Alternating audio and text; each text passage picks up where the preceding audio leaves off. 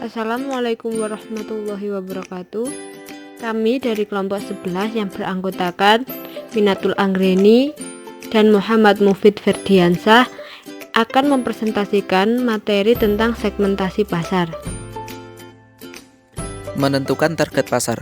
Definisi target pasar adalah proses pengevaluasian, segmentasi, dan pemfokusan strategi pemasaran pada sebuah negara, provinsi, atau sekelompok orang yang memiliki potensi untuk memberikan respon.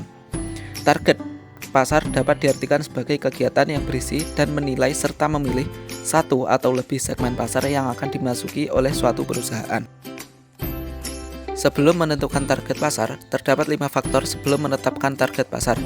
Di antaranya adalah yang pertama, ukuran segmen, yaitu perkiraan besarnya atau ukuran segmen yang akan dituju merupakan faktor penting untuk memutuskan apakah segmen pasar tersebut cukup berharga untuk ditindaklanjuti. Yang berikutnya adalah pertumbuhan segmen. Walaupun ukuran segmen saat ini kecil, bukan tidak mungkin akan berkembang atau diharapkan dapat berkembang untuk masa mendatang. Yang ketiga adalah biaya yang harus dikeluarkan untuk mencapai segmen tersebut, yaitu suatu segmen yang tidak cocok dengan kegiatan pemasaran perusahaan seharusnya tidak dikejar. Yang keempat, kesesuaian dengan tujuan dan sumber-sumber atau kemampuan perusahaan. Target yang dituju haruslah sesuai dengan tujuan dan sumber-sumber atau kemampuan yang dimiliki perusahaan. Dan yang terakhir adalah posisi persaingan.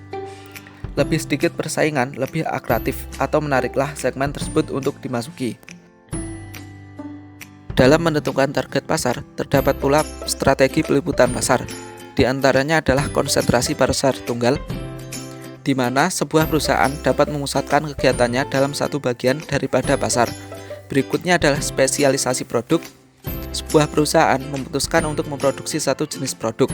Misalnya, sebuah perusahaan memutuskan untuk memproduksi hanya mesin tik listrik bagi kelompok pelanggan. Berikutnya adalah spesialisasi pasar.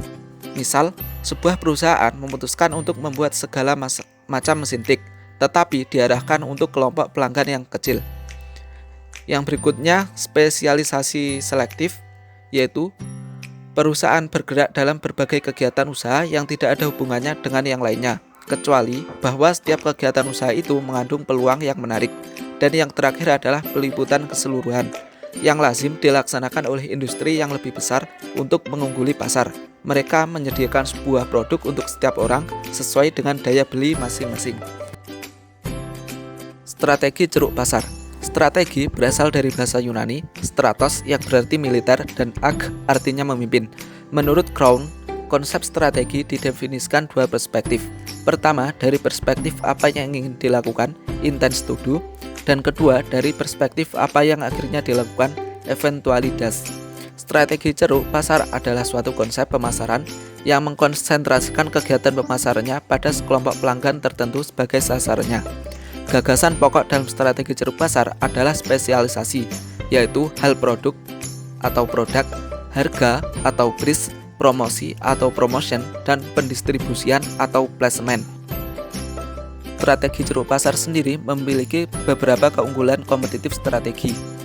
Yang pertama adalah lebih fokus terhadap segmen pasar tertentu, sehingga dapat merancang bauran pemasaran yang sesuai dengan karakteristik pasar sasarannya. Yang kedua adalah lebih maksimal dalam melayani pangsa pasarnya melalui perencanaan produk, penentuan harga, sistem promosi, dan distribusi. Yang ketiga, lebih maksimal dalam mengelola sumber daya yang dimiliki untuk kebijakan yang lebih ekspansif di masa mendatang. Dan yang terakhir, relatif lebih aman dalam menghadapi persaingan dari kompetitor besar. Kredibilitas dan catatan prestasi. 1. Kredibilitas. Kredibilitas adalah persepsi seseorang terhadap sifat orang lain yang bisa dipercaya. Kata tersebut umumnya digunakan dengan kesaksian dari seseorang dalam suatu perusahaan ataupun lembaga selama konferensi. Kredibilitas menurut ahli. Menurut Profesor Hafidz Canggara, kredibilitas adalah persepsi yang dimiliki seseorang tentang kelebihannya, sehingga bisa diterima oleh khalayak. Sedangkan menurut Aristoteles, kredibilitas adalah seseorang komunikator yang memiliki kekuatan dari karakter pribadinya sehingga mampu mengendalikan emosi pendengarnya. Sehingga dari penjelasan para ahli tersebut dapat disimpulkan bahwa kredibilitas adalah persepsi seseorang yang berasal dari sifat-sifat yang melekat pada orang tersebut. Kredibilitas dalam sebuah perusahaan. Kredibilitas perusahaan adalah tingkat kepercayaan sebuah perusahaan di mata klien atau pelanggan dan sumber daya keuangan. Sehingga kredibilitas dalam perusahaan ini dianggap penting, sebab mengkaitkan nama baik atau reputasi sebuah perusahaan sebagai nilai jual.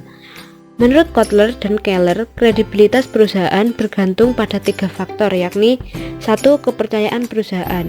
Perusahaan yang tampak termotivasi untuk menjadi jujur dan peka terhadap kebutuhan pelanggan. 2. Keahlian perusahaan. Keahlian yang dimaksud yaitu bagaimana perusahaan mampu untuk membuat dan menjual produk dalam memberikan layanan. 3. Daya tarik perusahaan. Ini dapat terlihat ketika perusahaan itu disukai, menarik, bergengsi, dinamik, dan lain-lain. Nah, dengan begitu, perusahaan yang dapat dipercaya akan terlihat baik dalam setiap aktivitas yang dijalankannya. Sebab kepercayaan adalah penentu utama kredibilitas dengan perusahaan lain. 2. Catatan prestasi. Prestasi berasal dari bahasa Belanda yang artinya hasil dari suatu usaha. Prestasi dapat diperoleh dari suatu usaha yang telah dikerjakan. Pengertian prestasi adalah hasil atas suatu usaha yang telah dilakukan seseorang. Prestasi dapat dicapai dengan mengandalkan kemampuan intelektual, emosional, dan spiritual, serta ketahanan diri dalam menghadapi situasi segala aspek kehidupan. Pentingnya catatan prestasi. Catatan prestasi sangat penting dalam sebuah organisasi maupun perusahaan untuk mencapai tujuan sebuah perusahaan. Catatan prestasi bersifat umpan balik bagi perusahaan maupun organisasi itu sendiri, karena untuk mencapai tujuan sistem penilaian berhubungan dengan hasil kerja perusahaan tersebut. Proses penilaian prestasi ditunjukkan untuk memahami prestasi kerja perusahaan. Kegiatan itu terdiri dari identifikasi, observasi, pengukuran, dan pengembangan hasil kerja dalam sebuah organisasi ataupun perusahaan. Kegunaan catatan prestasi dapat dirinci sebagai berikut. 1. Perbaikan prestasi kerja perusahaan. Dalam hal ini, umpan balik pelaksanaan kerja memungkinkan karyawan, manajer, dan departemen personalia dapat memperbaiki kegiatan-kegiatan mereka. 2. Penyesuaian kompensasi. Sebagai bahan pengambilan keputusan dalam pemberian imbalan, catatan prestasi membantu para pengambil keputusan untuk menentukan besarnya upah dan gaji yang sepantasnya. 3. Perencanaan dan pengembangan karir bagi individu dalam perusahaan serta perusahaan itu sendiri. Untuk meyakinkan umpan balik seseorang karyawan, maka mereka harus ditunjang pengembangan diri dan karir, dengan demikian dapat menjamin efektivitas perusahaan. Nah, cukup sekian yang kelompok kami dapat sampaikan. Ada kurang lebihnya kami mohon maaf. Terima kasih. Wassalamualaikum warahmatullahi wabarakatuh.